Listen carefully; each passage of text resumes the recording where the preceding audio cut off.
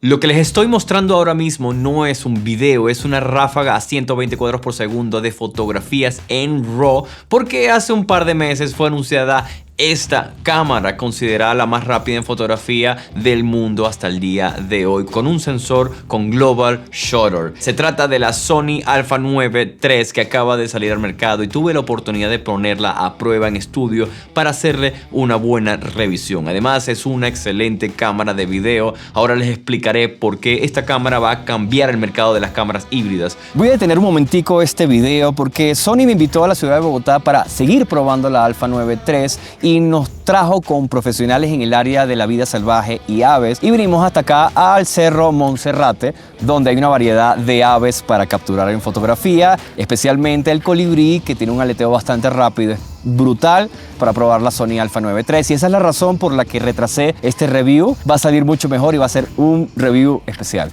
Vamos a ver de qué se trata la Sony Alpha 9 III.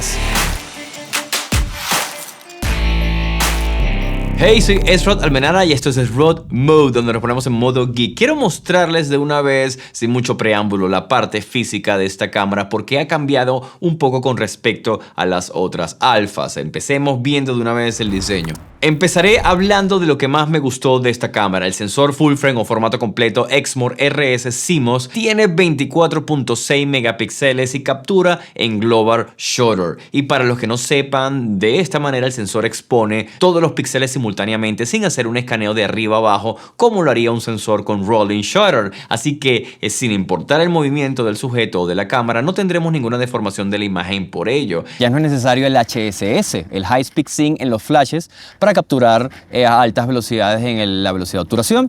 Y esto es brutal para fotografías o videos de deportes, vida salvaje o cualquier situación con movimientos veloces. Todo esto es en full frame. Más adelante les explicaré por qué cambiará el mercado de manera positiva. El cuerpo entero se siente como una nueva generación de las alfas. Se siente mucho más segura y con el mejor agarre hasta ahora en la Sony Alpha. Los botones son mucho más táctiles, la cámara se siente mucho más robusta, algo positivo especialmente para el usuario principal de esta cámara. Posee más botones personalizables y uno especial ubicado al lado del sensor que por defecto funciona en modo turbo o speed boost en las ráfagas. Es fácil de llegar con una mano como la mía, con el dedo del medio. Continúa mejorando la base del monitor, muy parecido a la Sony Alpha 7R5, que también tiene la posibilidad de colocarse en un montón de ángulos. Tiene el acostumbrado dial de velocidades de captura y enfoque con una nueva opción que nos muestran con asterisco para que de esta manera pueda controlarse todo desde la cámara y no desde el dial.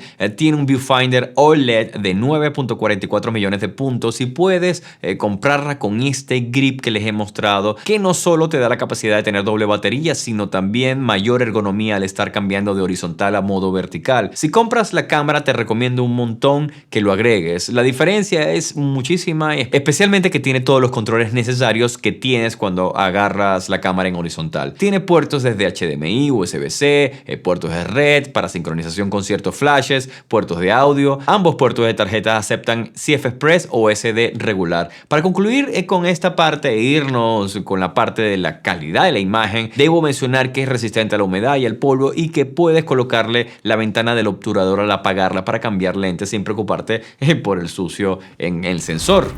La calidad de estos 24.6 megapíxeles es brutal, considerando que también es un sensor que funciona con Global Shutter. Por ahora les mostraré retratos en el estudio de David Ruiz llamado Room, aquí en la ciudad de Panamá, donde estaban las condiciones ideales para hacer pruebas con precisión. Además, les digo que a pesar de ser una cámara centrada en fotógrafos deportivos o de animales, hay condiciones donde esta cámara simplemente te hace lo que no hacen otras cámaras, y es que cuando un cliente, por ejemplo, pide movimiento, sale a relucir la funcionalidad que tiene esta. Por ejemplo, cuando hay saltos o fotografía deportiva de estudio. Por cierto, muchas de estas tomas usamos ISOs altos porque estábamos capturando con luz continua y queríamos usar una obturación muy rápida para detener el tiempo, y el sensor durante todo esto se comportó muy bien, logrando imágenes nítidas y muy limpias para no ser diseñada para usar ISOs altos. Además, también lo probamos en ISOs altos en capturas oscuras y dio un resultado que no esperábamos, esa limpieza en la imagen en ISOs altos,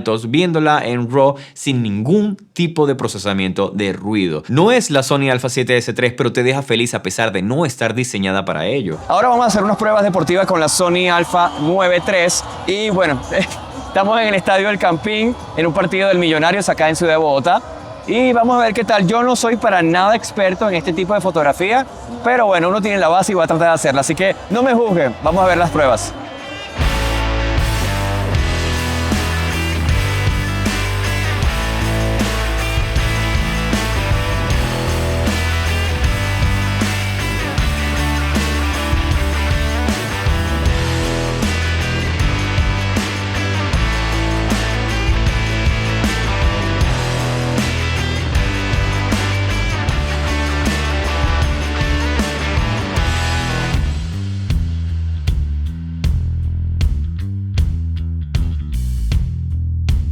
También lo probamos en una obturación de 1/80.000 de segundo. Sí, ya escucharon bien, 1/80.000 de segundo.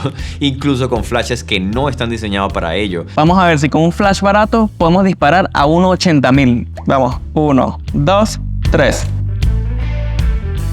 Durante nuestras pruebas en la montaña con Sony, bajo la dirección de Memo Gómez, que es todo un pro en este tipo de fotografías, nos dimos cuenta lo mucho que benefician las características de esta cámara a este tipo de fotógrafo que está en búsqueda de capturar imágenes de la vida salvaje, de detener el tiempo de una manera y capturar a altísimas velocidades para poder, por ejemplo, ver detalles de un colibrí en pleno vuelo, ave muy difícil de capturar. Además, Memo y la gente de Pixel con los flashes Godox nos dieron el reto de capturar estas aves con flashes usando un AD 1200 Pro y un AD 300 Pro a altas velocidades a buena potencia sin necesidad de usar HSS, por lo que a 120 o 60 cuadros por segundo pudimos tener resultados sincronizados con pocos disparos perdidos al final, algo que solo es posible usando Global Shutter. Por cierto, debo darle un crédito enorme al encantador de aves Carlos Mario, que sin sus técnicas no hubiésemos podido obtener a los colibríes tan activos para nosotros. Además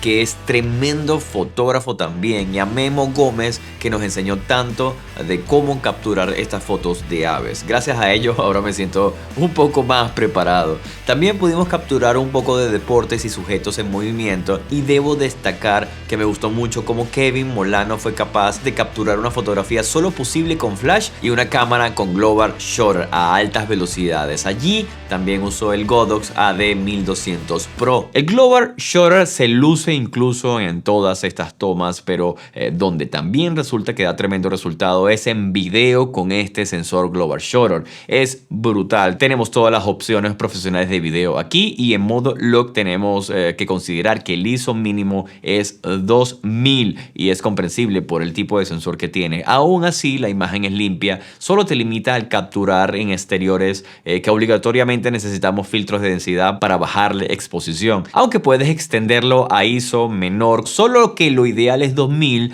o más para el mayor rango dinámico posible de la cámara en modo log. De resto, en todos los modos de perfiles de color como el Cinetone podrás tener valores menores de ISO. Con esta cámara podemos grabar hasta 4K a 120 cuadros por segundo sin ningún tipo de recorte del sensor, completamente full frame en 4K hasta 60 cuadros por segundo. Hace un downsampling de 6K a 4K para mayor nitidez en video. En definitiva, la cámara se vuelve muy potente para ambos modos, tanto en fotografía como en video. El color en video o fotografía es bellísimo, por lo que da una base para jugar con colores realistas que tiene esta cámara, pudiendo lograr looks creativos o simplemente dejándolo lo más limpio y real posible. Pero para lograr esa nitidez y a esas velocidades necesitas enfocar muy bien, y aquí es donde empezamos a ver cómo se desempeña esta cámara en autoenfoque y otras características.